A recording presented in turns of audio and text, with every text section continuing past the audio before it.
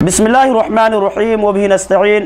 معزز ناظرین، ایک بھائی نے سوال کیا کہ اونٹ کی کوہان کی طرح سے جو ہمارے بعض بھائی اسٹائل میں بال رکھتے ہیں، کیا مذہب اسلام کے اندر اس طرح سے بال رکھنا جائز ہے؟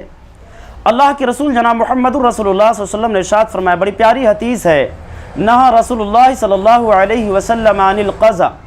اللہ کے رسول جناب محمد رسول اللہ صلی اللہ علیہ وسلم نے قضا سے منع فرمایا ہے۔